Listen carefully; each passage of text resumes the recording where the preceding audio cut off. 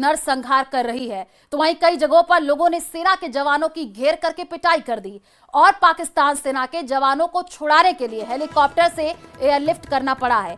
PoK में हो रहे विरोध प्रदर्शनों की शुरुआत तस्वीरें आप देखिए, आटे की कीमतों से हुई थी, लेकिन अब ये बिजली की कीमतें, आरक्षित सीटें और शिक्षा और स्वास्थ्य सेवाओं की कमी जैसे कई मुद्दों पर फैल गया है। पाकिस्तान की सरकार और सेना के खिलाफ लोग सड़कों पर हैं।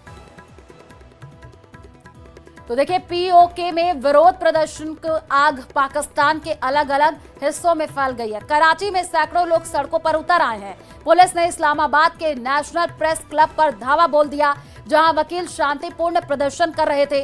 पीओके में 38 सालों में सबसे बड़ा विरोध प्रदर्शन हो रहा है, जिसमें पुलिस की गोलीबारी से 12 लोगों के मारे जाने की खबर है।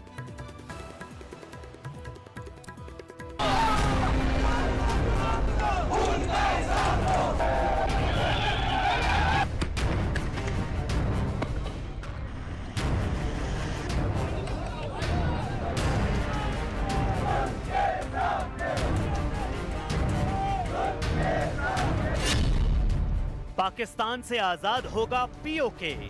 पीओके को आक्रमण करके हड़पने की जरूरत नहीं पड़ेगी।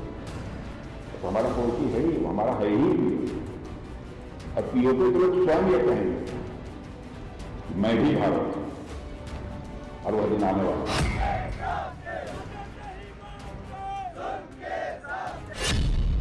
सड़कों पर सैलाब, पीओके में इनकलाब। पाकिस्तान के दमनकारी रवैये और इन क्षेत्रों से संसाधनों की संगठित लूट का स्वाभाविक नतीजा है।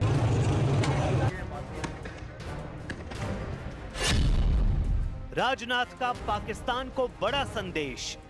2025 में पाकिस्तान को याद रखना चाहिए कि कराची का एक रास्ता क्रीक से ही होकर गुजरता है।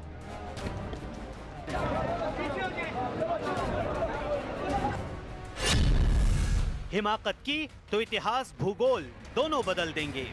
पाकिस्तान की ओर से कोई भी हिमाकत की गई तो उसे ऐसा करारा जवाब मिलेगा कि इतिहास और भूगोल दोनों बदल जाएंगे। लॉकडाउन की काल थी, उसके ऊपर तमाम शहरियान मुजफ्फराबाद पुरअमन तरीके से नीलम पुल के ऊपर अपना एहतजाज रिकॉर्ड करा रहे थे। रियासत जो है हमारे नौजवानों के ऊपर न सिर्फ FIR कर रही है, बल्कि उनको उठाकर पाबंदी सलासल किया जा रहा है।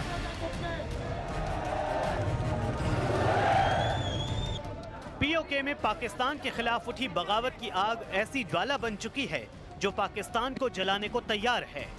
पीओके से शुरू हुआ विद्रोह अब पाकिस्तान के अलग अलग हिस्सों में पहुंच चुका है, क्योंकि पाकिस्तानी आर्मी के अत्याचार, आए दिन पीओके में होने वाले नरसंहार से न सिर्फ पीओके और पाकिस्तान के लोग काफी त्रस्त हो चुके हैं। ये मुद्दा यूनाइटेड नेशंस और पूरी दुनिया के लिए चिंता का विषय है।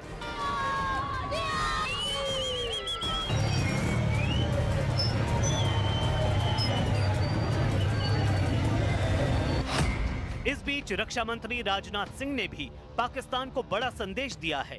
वो पहले भी कई बार कह चुके हैं कि पीओके एक दिन खुद भारत में मिल जाएगा, और अब एक बार फिर राजनाथ सिंह ने पाकिस्तान को आगाह किया है कि वो भारत के खिलाफ किसी भी तरह की साजिश से बाज आए। अगर पाकिस्तान ने कोई हिमाकत करने की कोशिश की तो इस बार भारत इतिहास और भूगोल दोनों बदल देगा। 1965 की जंग में भारत की सेना ने लाहौर तक पहुंचने का सामर्थ्य भी दिखाया। आज 2025 में पाकिस्तान को याद रखना चाहिए कि कराची का एक रास्ता क्रीक से ही होकर गुजरता है। उसकी नीयत साफ नहीं है। जिस तरह से हाल में पाकिस्तान की फौज ने सर क्रीक के सटे इलाकों में अपना मिलिट्री इंफ्रास्ट्रक्चर बढ़ाया है, वह उसकी नीयत बताता है। साथियों, भारत की सीमाओं की रक्षा भारतीय सेनाएं और बॉर्डर सिक्योरिटी फोर्स मिलकर मुस्तैदी से कर रही हैं।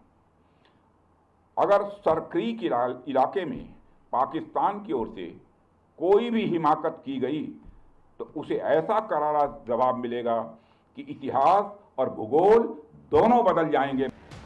कुछ दिनों पहले ही भारत ऑपरेशन सिंदूर में पाकिस्तान को धूल चटा चुका है। लेकिन इसके बावजूद बेशर्म पाकिस्तान के अड़ियल रवैये में कोई बदलाव नहीं आया। वो न सिर्फ पीओके में अत्याचार और मानवाधिकारों के उल्लंघन की सारी सीमाएं लांघ चुका है, भारत के खिलाफ भी उसकी साजिशें खत्म नहीं हो रही। इसलिए रक्षा मंत्री राजनाथ सिंह ने पाकिस्तान को चेताया है कि भारत में सिर्फ हथियारों की पूजा नहीं की जाती, जरूरत पड़ने पर दुश्मन को धूल चटाने के लिए उनका बखूबी इस्तेमाल भी होता है। राजनाथ ने पाकिस्तान को 1965 के युद्ध की भी याद दिलाई, जिसमें भारतीय सेना लाहौर तक कब्जा कर चुकी थी।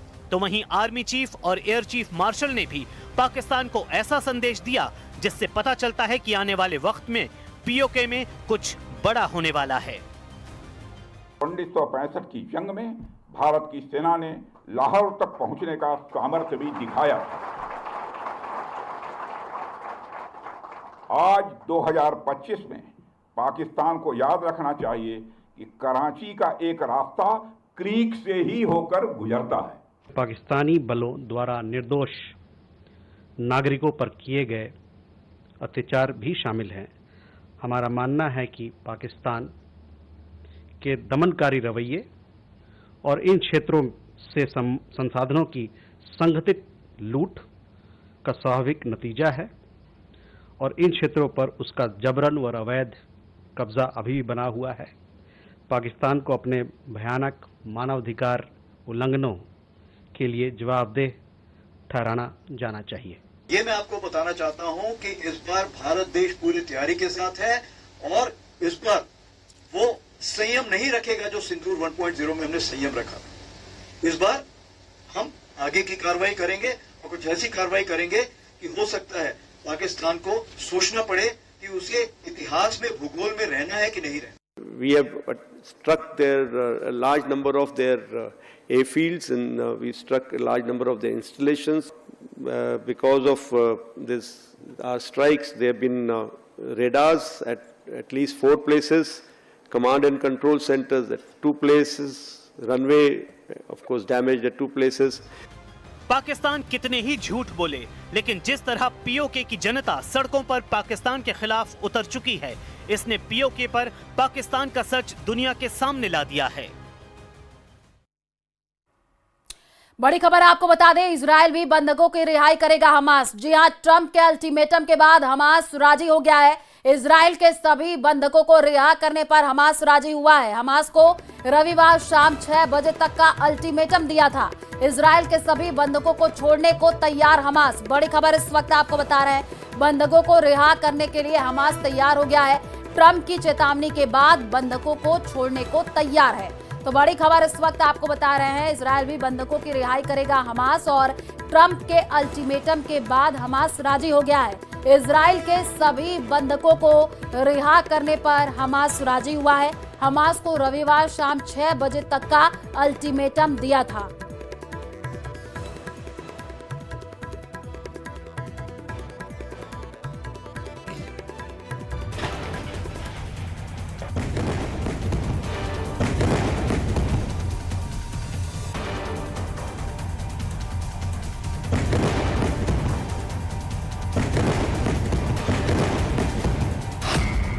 ट्रंप के गाजा प्लान पर हमास की मुहर।